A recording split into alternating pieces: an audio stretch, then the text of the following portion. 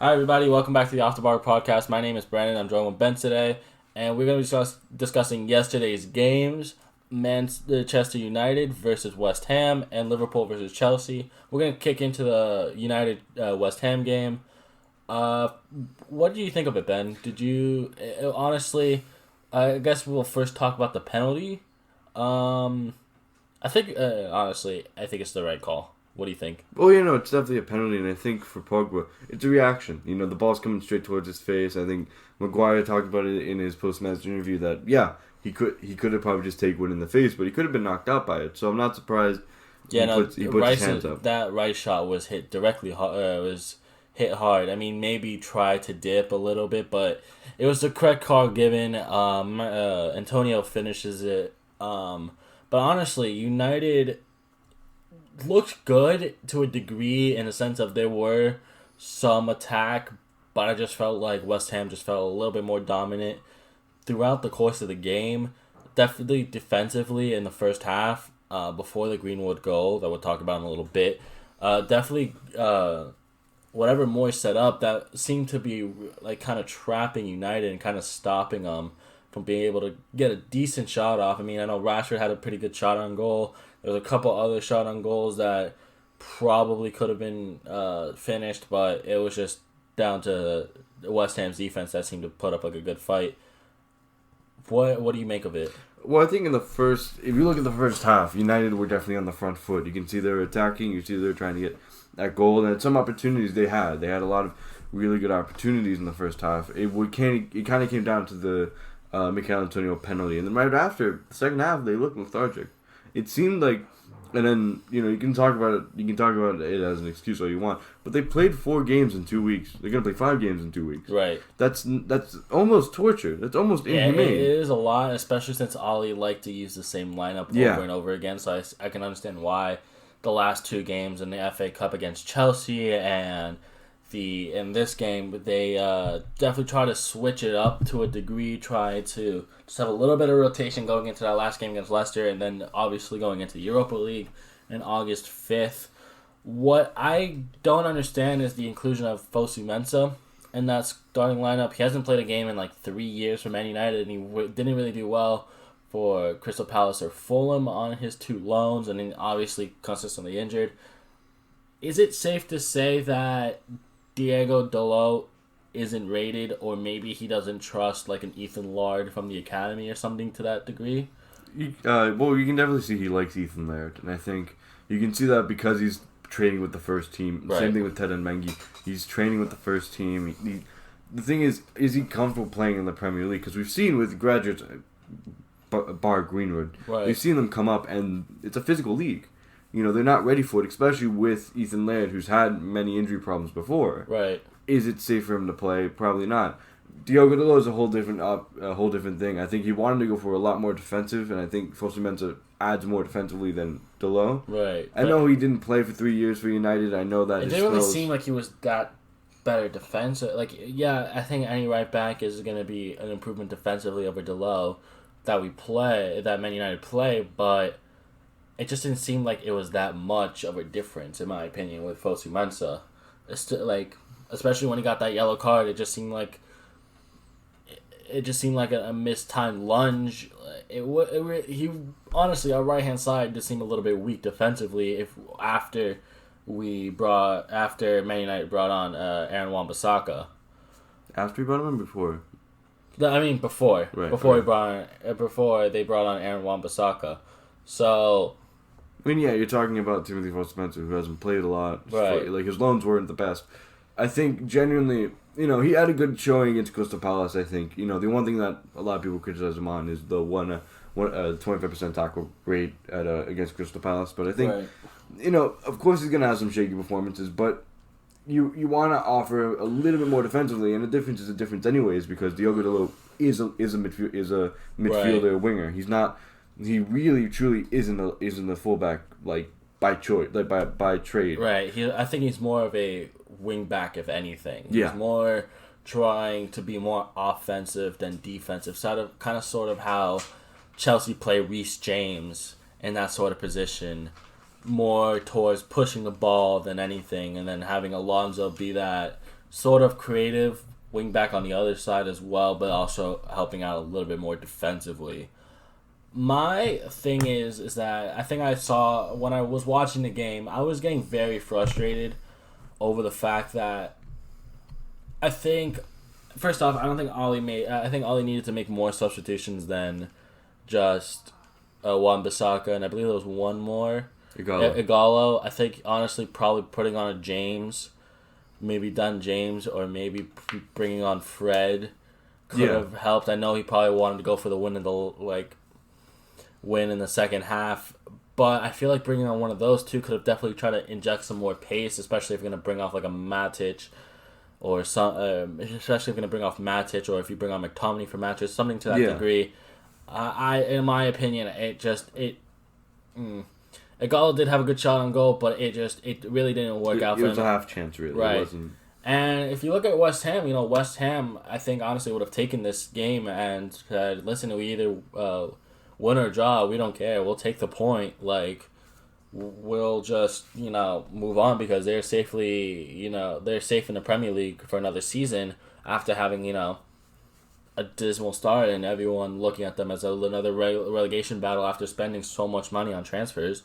I think it was close to 140 million, something to that extent on transfers.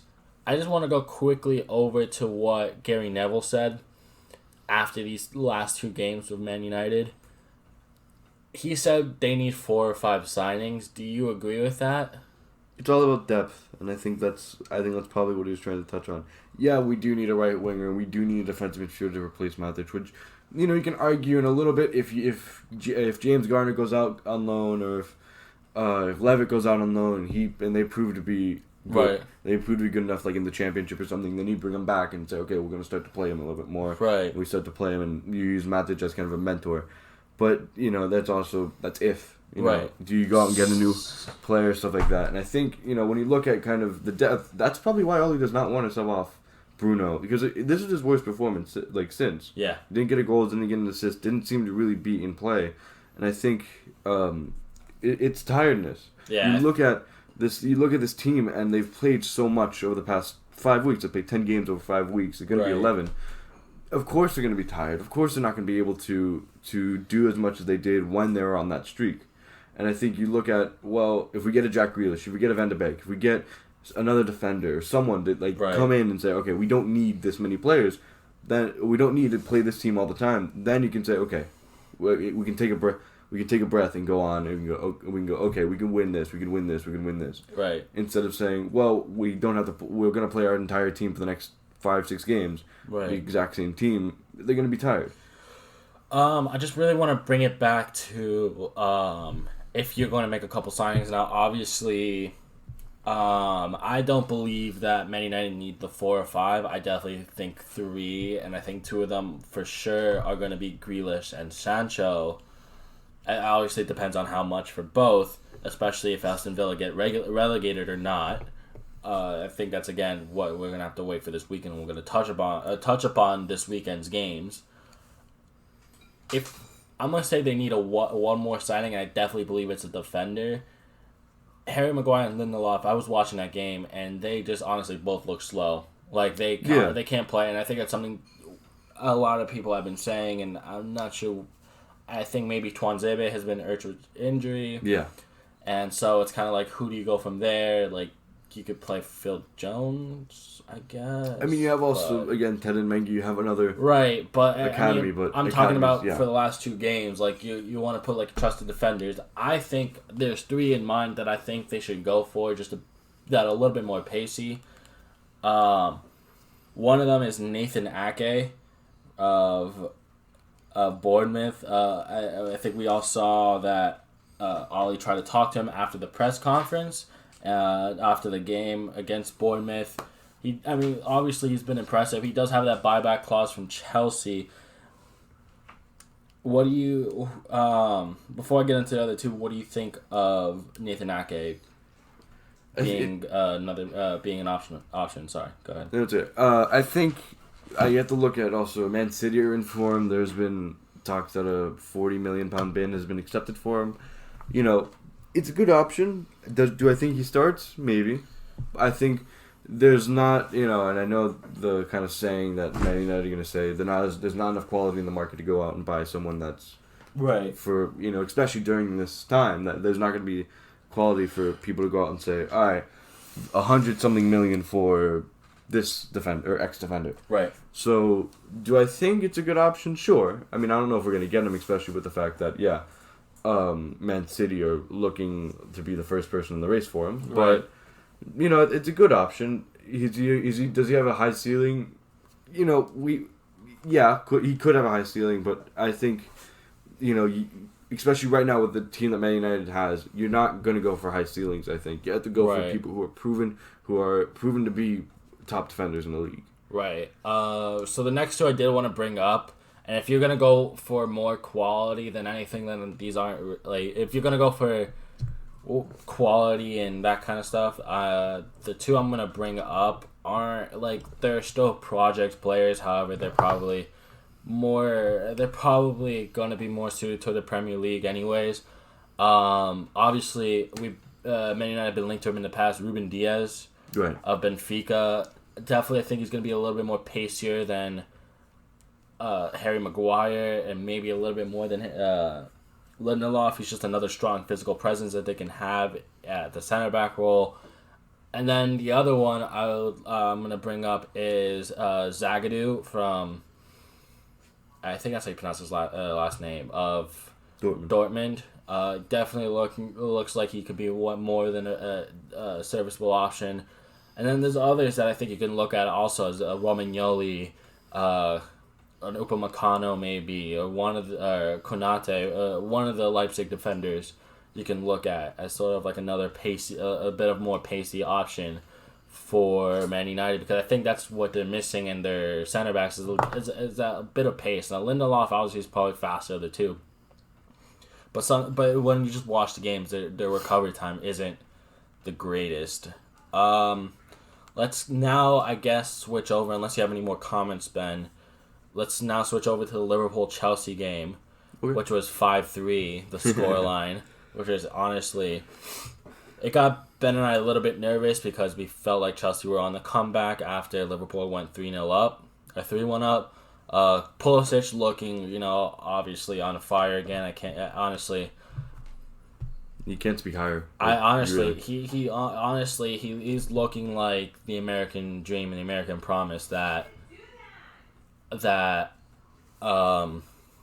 Chelsea have wanted, and what a lot of us Americans have built him up, built that hype up around him. Obviously, Liverpool, this was a game that they really wanted to win, so that's why they played a full force side. How did you think that game went?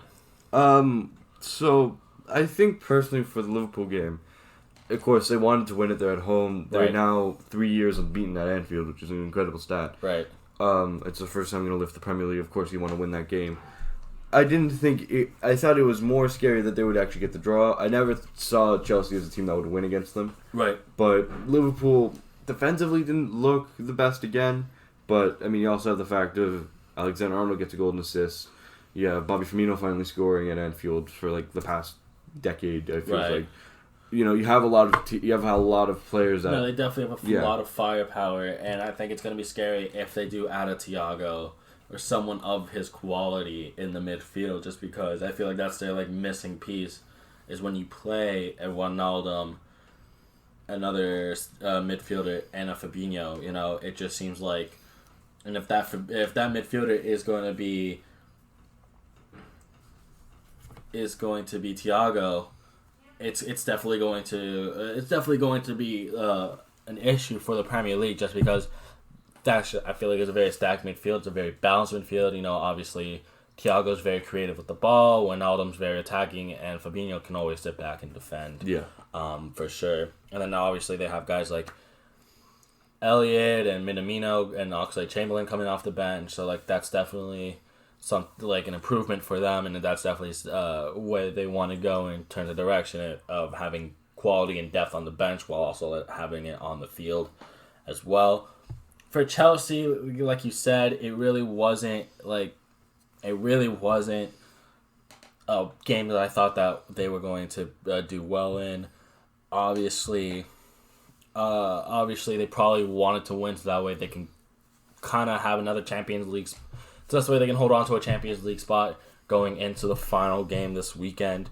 Uh, Naby Keita also scored for Liverpool as well. Giroud opened the scoring. Tammy Abraham, and then obviously Pulisic with a goal and an assist. My opinion, just it looks good.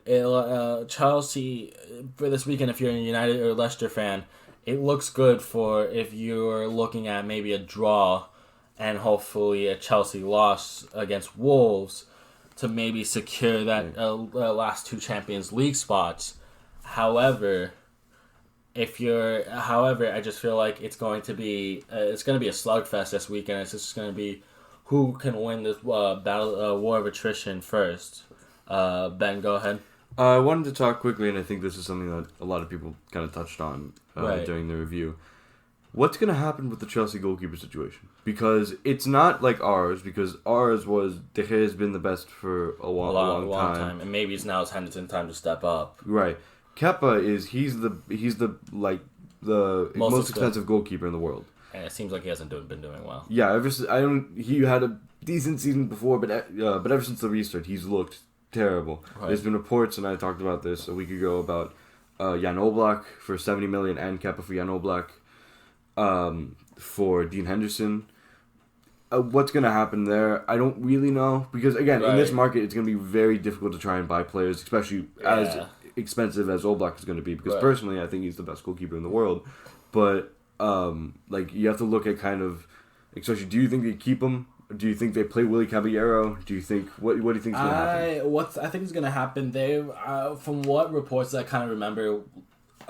coming up and always circulating throughout the season was Lampard's never really been impressed with Kepa's ability, and Kepa, I think honestly Kepa never really settled in Chelsea, and so maybe I think also the pressure of being the world's most expensive goalkeeper has been an issue for him as well, because I think a lot of people had the expectation of he is going to be Neuer and Oblak, a De Gea-esque type of goalkeeper. Someone that's going to save shots, be able to do a multitude of things on the ball, and be able to distribute well. He's a decent goalkeeper, don't get me wrong. Does he deserve to have the title of most expensive goalkeeper? Obviously not. I think it's going to be interesting. There's 3 players I am looking at for Chelsea. Obviously, there's going to be Dean Henderson that they're looking at, but I feel like Man United are going to hold on to Dean Henderson, just because they are probably going to start using him as a number 1 goalkeeper next season. Maybe transitioning from De Gea, maybe, obviously rotation, in FA Cup and EFL Cup games, or Europa League or Champions League games, depending on where they place, obviously in preseason as well. The next one is obviously, like you said, Jan Oblak, but I feel like they're probably going to get priced out of that, especially if they're going to pay 80 to 90 million for Kai Havertz.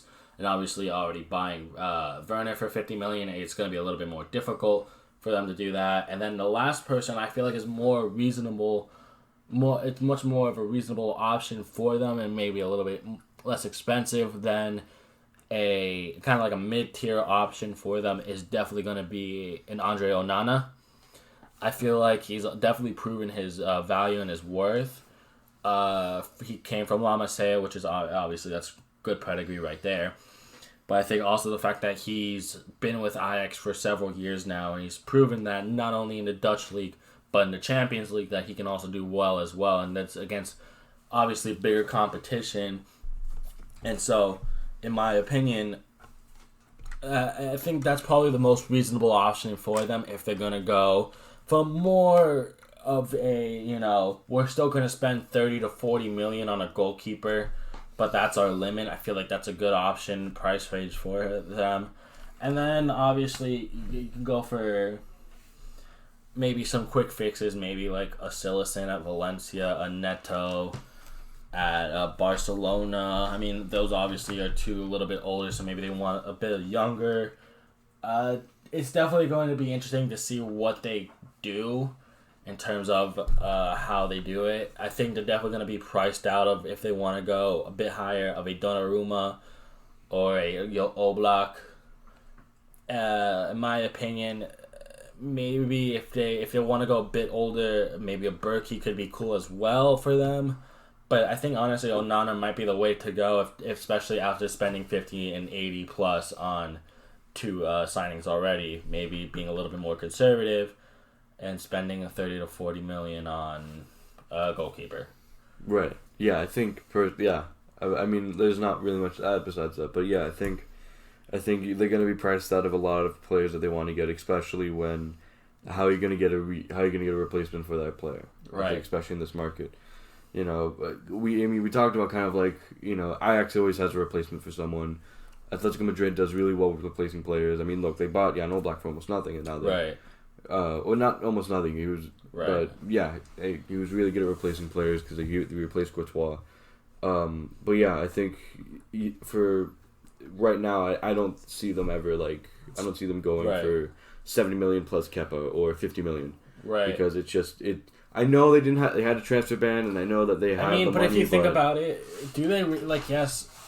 Abramovich has always been wealthy and always throwing money.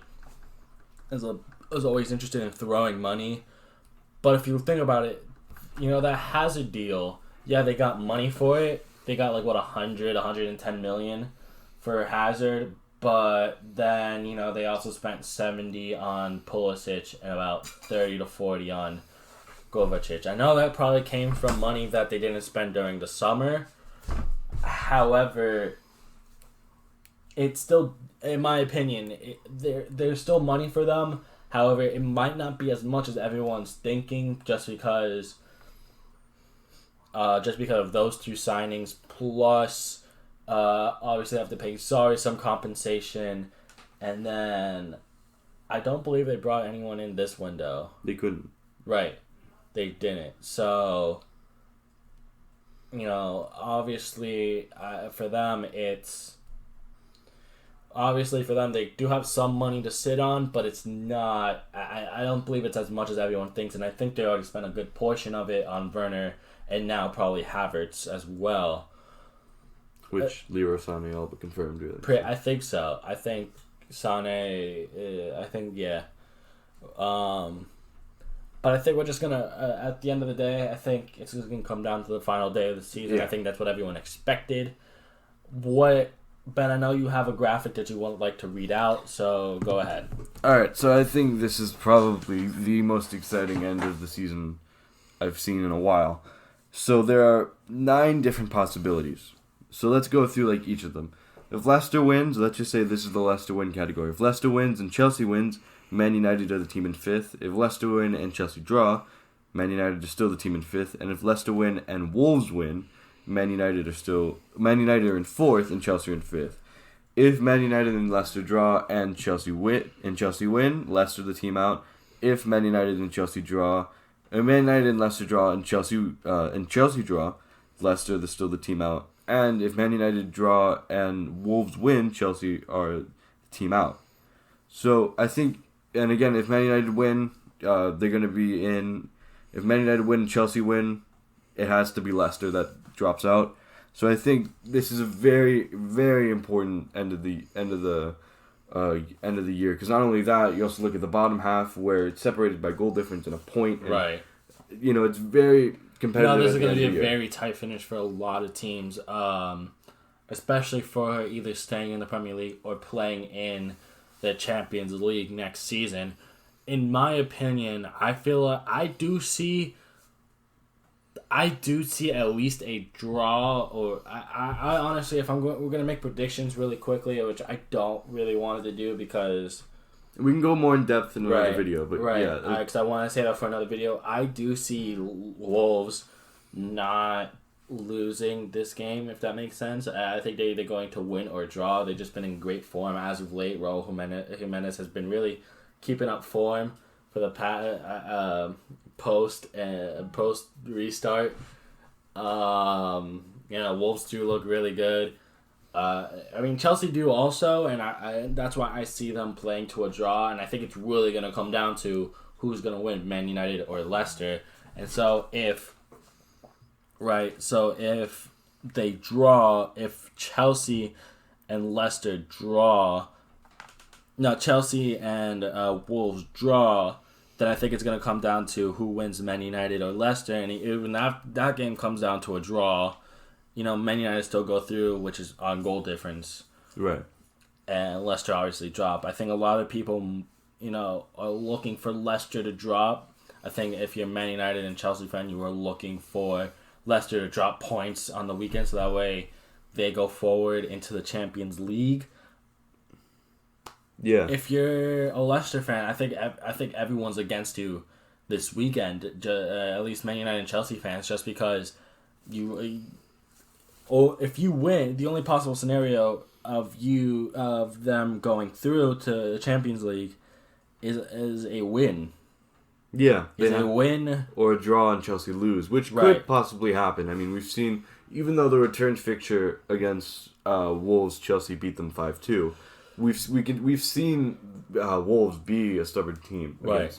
They're hard to play against, really. Yeah. So I'm very. It's going to be a very intriguing end of the season. We're going to talk about it a little bit in another episode. Right. But I think personally, it's going to be a lot. It's going to be a lot of drama at the end of the season. Right, and I think honestly, it's just pretty much stay tuned for Saturday and Sunday, just to really watch those games and to see what's going to happen and who's going to go on to the Champions League next season.